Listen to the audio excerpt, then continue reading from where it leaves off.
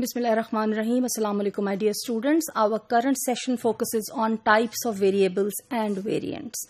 I hope and expect by the end of this session you would be familiar with the concept of types of variables and variants. Well, my dear students, the relationship between the abstract concept of a variable and the concrete concept of a variant can be equated with, the concept of the notion of a phoneme, that is again an abstract concept, and its actual realization that takes place as a phonetic realization. The sound represented orthographically as P in English has different realizations depending upon who is the user and where it is being used. And I hope you are familiar with the example of its use in the word pinch, where, it is pronounced with per aspiration. However, when it occurs at the end of a word, the situation differs. I have an example of rap here. Rap. It's not per sound. It's a simple per sound. Rap. So, when this per occurs at the end of an English word, it follows, it has a sound that is not aspirated. Another way of, looking at the same sound is, another variety of it is when it follows an S. For example, at the start of a word, for example, the word speak, here if you look at the screen, it is, in this case also, it is pronounced without any aspiration. Pinch, p. Whereas speak, p. In speaks, because S comes before it, then the P is not coming out with a burst.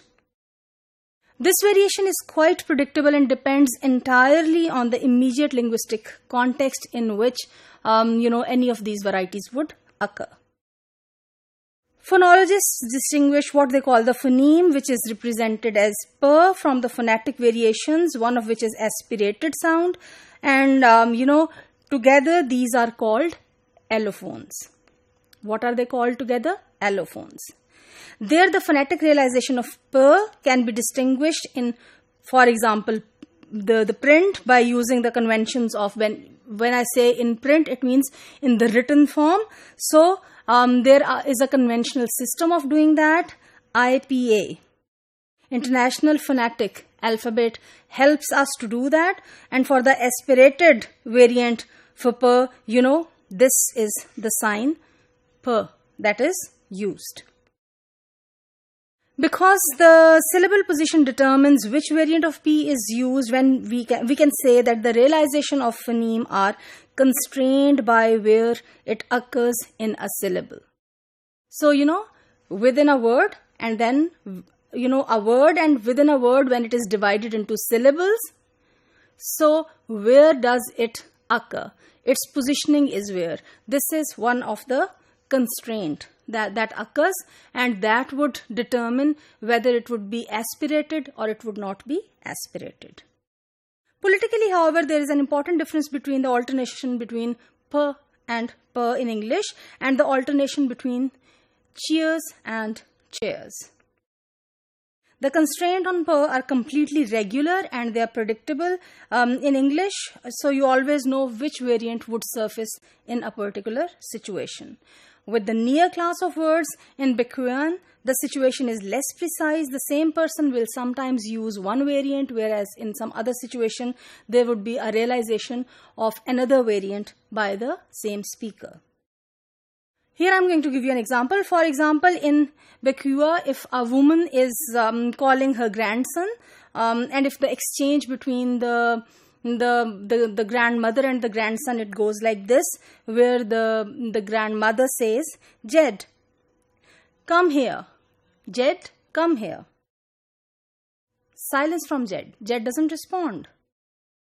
And then she says, Jed, come here. Jed, come here. In this case, there is a response. Now this variation, the first time she said here, she pronounced it with an open variant, ear, instead of ear, which was a case in the second example where she pronounced it with a more close variant. The question arises, is variation free? Is this variety of, variants produced with freedom, or there are certain constraints on it? Well, my dear students, there of course are constraints, though before 1960s the Western linguists generally thought that this variation is produced with a lot of freedom. However, gradually it is realized that there are a lot of social factors, for example, social class, for example, age, for example, gender, for example, occupation, that, kind of have an impact on the choice of these variables and the realization of these variants. No social or contextual constraint determines where you will hear one from, rather another 100% of the time.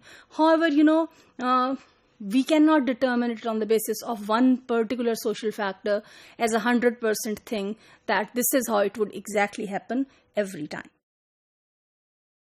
However, all these factors will tell you how likely you are to hear different forms in different contexts, and you can make guesses that when a speaker from a different or a particular place in a particular context would speak, how different variables would be chosen and how actually there would be a realization of different variants.